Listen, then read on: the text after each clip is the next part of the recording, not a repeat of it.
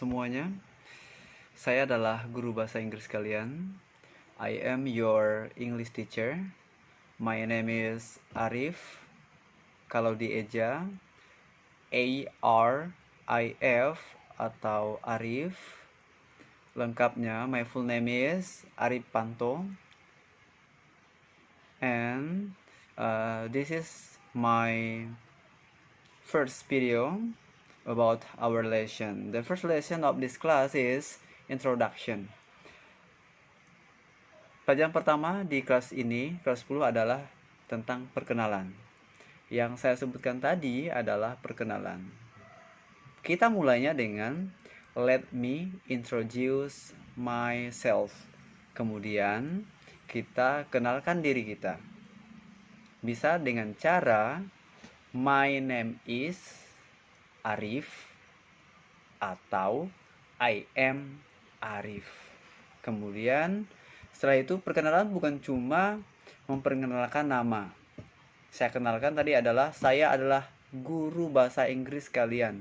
I am your English teacher. Saya adalah guru bahasa Inggris kalian. Jadi dalam pelajaran ini adalah tentang perkenalan, saya bilang tadi, dan sebagai tugas nanti kalian akan memperkenalkan diri. Ada yang berbentuk teks, ada yang saya minta dalam bentuk video. Nanti kalian harus merekam diri kalian dan memperkenalkan diri kalian. Itu adalah tugas, yaitu untuk yang speaking. Nah, khusus untuk yang grammar, yang pertama adalah tentang verbalnya be. Nah, be itu apa? Atau to be. To be itu ada 3 untuk yang simple present, yaitu is, ada am, ada are. Sekali lagi, is, am, are. Jadi ada 3 to be untuk yang simple present ya. Nah, 3 to be ini beda-beda gunanya. Sebenarnya, gunanya sama, tapi beda-beda penggunaannya. Apa yang membedakannya? Yaitu adalah subjeknya. Apa itu subjeknya? Subjeknya I contohnya. Jangan I, am, is.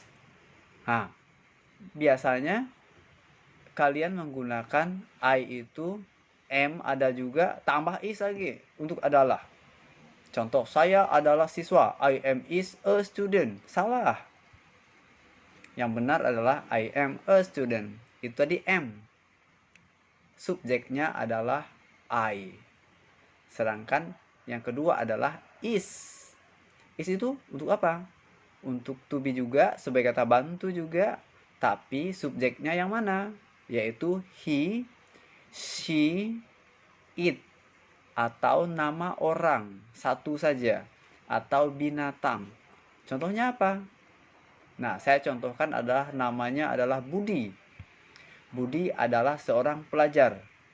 Budi is a student. Tadi pakai adalahnya ada pakai am. Kenapa? Karena subjeknya adalah I. I am a teacher. Saya adalah seorang guru. Tapi kalau dia orang lain, Budi adalah seorang pelajar. Budi is a student. Nah, atau dia. Dia yang mana? Pokoknya dia lah. Dia itu adalah pacar saya. Yeah. Contohnya kalau dia pacarnya itulah cewek. She is my girlfriend. Dia adalah pacar saya. She. Nah, jadi is itu digunakan tadi kalau subjeknya he, she, it, dan nama orang. Tapi satu aja. Ya. Atau nama binatang. Oke. Itu tadi. Yang kedua am, 1, 2 is, ketiga adalah are. Are ini digunakan kalau dia jamak atau untuk kamu. Contoh, kamu adalah dokter atau kamu adalah seorang dokter. You are a doctor. Nah, di situ pakai are, tidak pakai is, tidak pakai am. Jadi you are, pakai are. Yang pertama you, yang kedua we, kita atau kami. We are students, nggak pakai Kenapa? Karena lebih dari satu. We are students. Kami murid atau kami siswa atau kami peserta didik. Kami atau kita. Yang ketiga adalah they, tapi masih are tadi ya. Contoh, they are students. Mereka adalah siswa atau mereka adalah murid. Di situ menggunakan to be are juga. Jadi, penggunaan am tadi untuk subjek I am. Kalau is, pakai subjeknya yang dipakai adalah he is, she is, it is, Budi is, Sari is. Itu is. Pokoknya dia satu-satu orang. Pak, bagaimana kalau misalnya dia nama orang tapi dua? Budi dan Sari misalnya. Apakah dia pakai is atau pakai am atau pakai apa? Dia harus pakai are. Lebih dari satu. Sari and Budi are apa? Gitu. Misalnya Budi dan Sari adalah pelajar. Jadi Budi and Sari are students. Jangan pakai lagi. Karena mereka bukan satu orang, tapi dua. Nah, itu dia am, is, are. Ini adalah pelajaran pertama. Jadi, nanti akan ada tugas mengenai to be ini. Dan ada lagi tugas-tugas berikutnya. Dan sebelum ada tugas, akan saya jelaskan sesingkat mungkin. Tapi jika kamu masih penasaran atau kamu masih belum mengetahuinya, silahkan japri saya atau pertanyaan kamu di dalam grup. Terima kasih. Nice to meet you.